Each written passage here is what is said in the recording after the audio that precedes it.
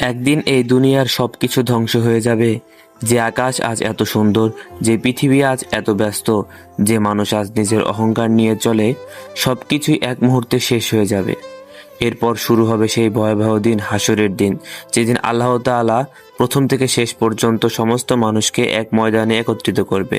সেদিন কোনো রাজা থাকবে না, সেদিন কোনো গরিব থাকবে না, কেউ ক্ষমতাবানও থাকবে না।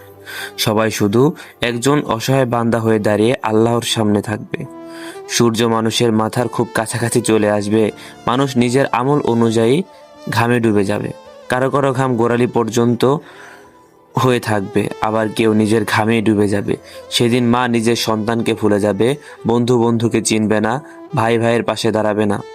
প্রত্যেকে শুধু একটি কথাই বলবে, হে আল্লাহ, আজকে আমাকে বাঁচান।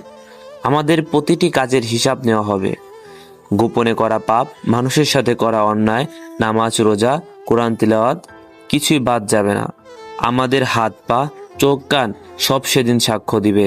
যারা দুনিয়ায় আল্লাহকে ভয় করেছে, হারাম থেকে বেঁচেছে, নামাজ কায়েম করেছে, মানুষের হক আদায় করেছে, তাদের জন্য থাকবে শান্তি ও জান্নাতের সুসংবাদ।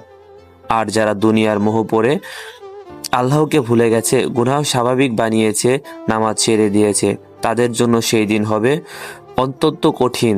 আজ আমরা দুনিয়া নিয়ে কত ব্যস্ত, কিন্তু কখনো কি ভেবে দেখেছি হাসরের ময়দানে আল্লাহর সামনে দাঁড়িয়ে আমরা কি উত্তর দিব?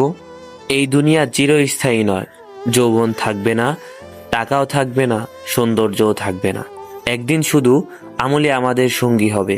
তাই আসুন আজ থেকে আল্লাহর পথে ফিরে আসি, 5 ওয়াক্ত নামাজ পড়ি, গুনাহ থেকে দূরে থাকি, মানুষকে কষ্ট দেওয়া বন্ধ করি।